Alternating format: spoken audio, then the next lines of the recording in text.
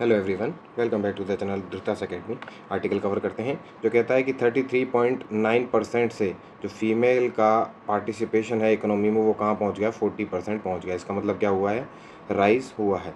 हालांकि ये ग्लोबल जो एवरेज है उसके पास नहीं पहुंचा है, वो कितना है, 49% का है। कवर करते हैं इस चीज़ को। देखिए, हम देखते हैं मेल का कितना है रेशो, लेबर पार्टिसिपेशन में 80% है और फीमेल का कितना है भाई, 40% पहुंचा है। और क्या है, इस पर ग्लास सीलिंग होती है, मतलब वो भी हम चीज़ देखेंगे। उसका मतलब होता है कि भाई हाँ, वुमेन आगे क्यों नहीं बढ़ पा रही है, मतलब हायर जो अपॉर्चुनिटीज़ हैं उसमें क्यों नहीं पहुंच पा रही हैं। चलिए कवर करते हैं। करंट स्टेटस की बात करें तो women's general participation is rising, there is a significant glass ceiling. Glass ceiling क्या है भाई, टॉप इकोनॉमिक एंड एकेडमिक जो हायर किए वहाँ वो नहीं पहुँच पा रही है। जैसे कि हम पिछला भी कवर किए थे कि हम जो अगर लेजिस्लेशन में देख रहे हैं तो पीआरआई में है, लेकिन लोकसभा और Rajya Sabha plus state legislative assembly में नहीं पहुंच पा रहे थे वोमेंस। अभी क्या है, ये कह रहा है इकोनॉमिक जो एस्पेक्ट है उसमें कहाँ 33.9 से लेकर अभी कहाँ पहुंच गए, 40 तक पहुंच गए, लेकिन वो यहाँ नहीं पहुंच पा रही है। हायर इकोनॉमिक पोस्ट और एकेडमिक हायरकी में नहीं पहुंच पा रही है।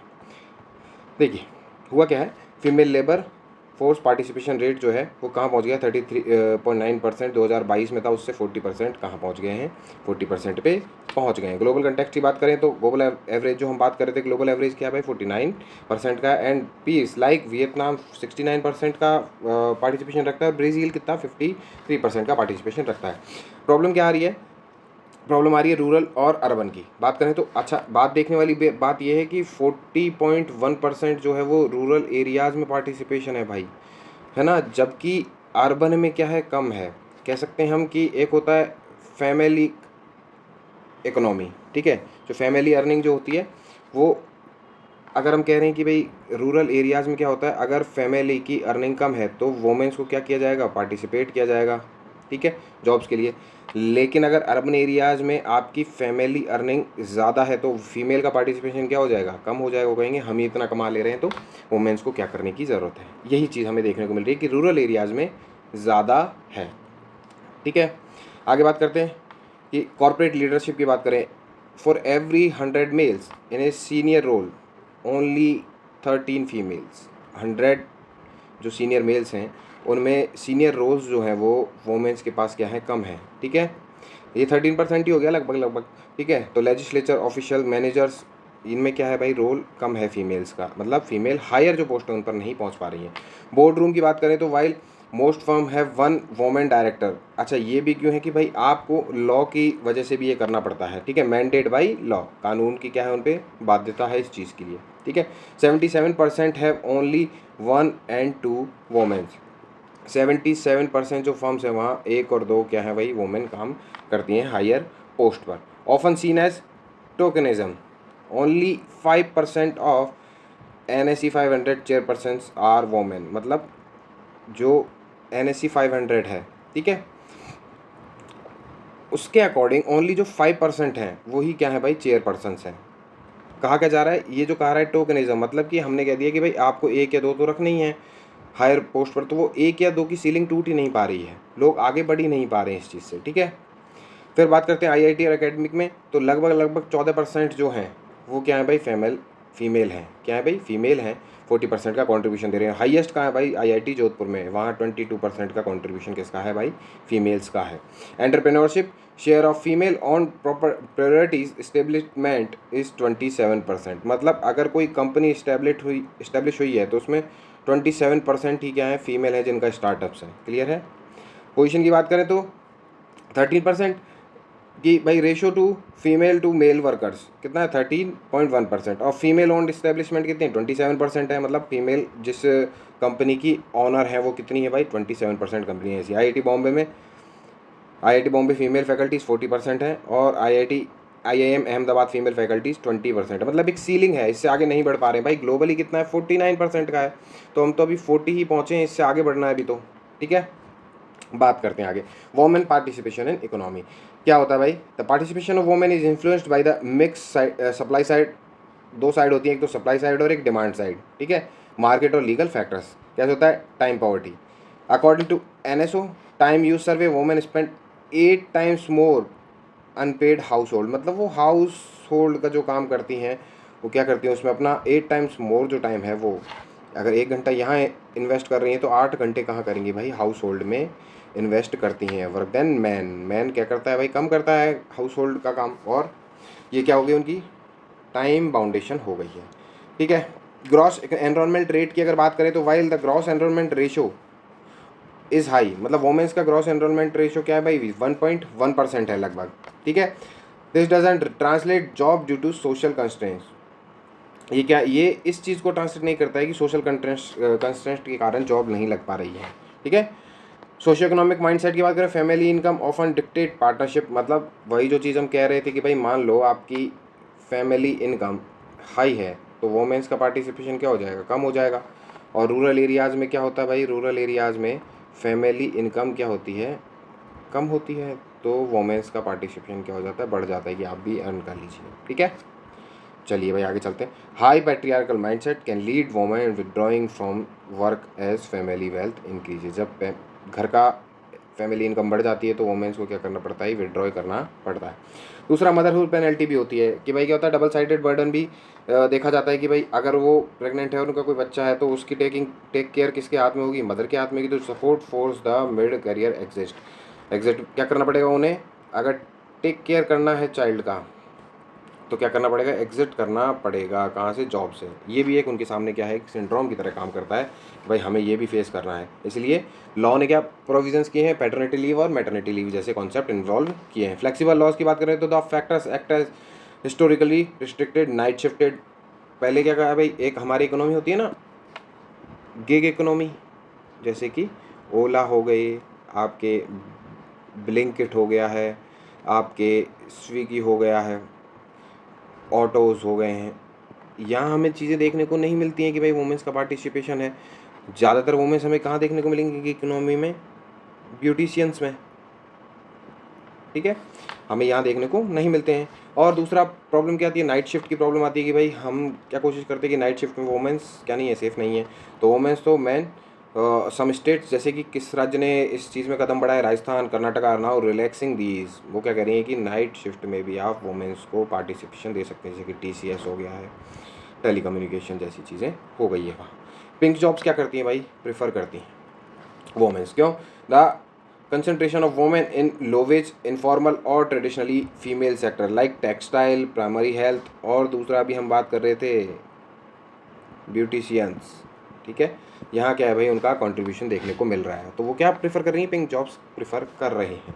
ठीक है।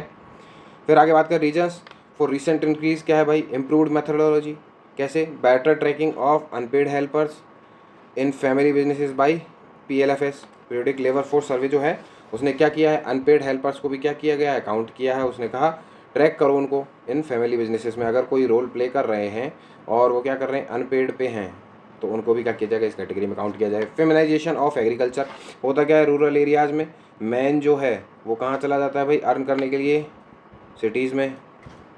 ठीक है, मैन इंडस्ट्री में चले गए, और फीमेल्स का कंट्रीब्यूशन जो है वो कहाँ आ गया भाई, एग्रीकल्चर में आ गया है। ठीक है, तो उसको भी हम क्या कह सकते हैं, फेमिनाइजेशन ऑफ एग्रीकल्चर, वहाँ उनका कंट्रीब्यूशन देखने को मिल रहा है। Man migrating to the cities work left 1/3 of farmers as women in rural areas, 1/3 farmers क्या है भाई, फीमेल हैं, याद रखना इस बात को। उसका रीज़न ये नहीं है कि हमने उन्हें एम्पावर किया है, नहीं, एम्पावरमेंट नहीं है, रीज़न है ये। ठीक है। फिर इकोनॉमिक नेसेसिटी की बात करें तो post covid reduce economic income levels have force many women's to enter in the work force, क्या हो गया भाई, जो पोस्ट कोविड इनकम लेवल है वो क्या हो गया, कम हो गया, तो फिर वुमेन्स को क्या करना पड़ा, वर्क फोर्स में एंट्री लेनी पड़ी।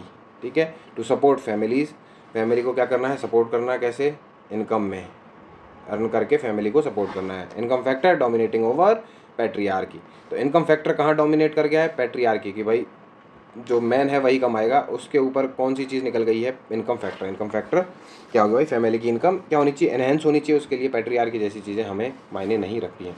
फिर बात करते हैं प्रोएक्टिव पॉलिसीज़ की, इम्पैक्ट ऑफ मैटरनिटी बेनिफिट्स, ये क्या हुआ, एक एक्ट काम किया है, इसने क्या किया है, इस वोमेन के पार्टिसिपेशन को क्या किया है, इंक्रीज़ किया है कि आपको मैटरनिटी क्या मिल जाएंगे, बेनिफिट्स मिल जाएंगे।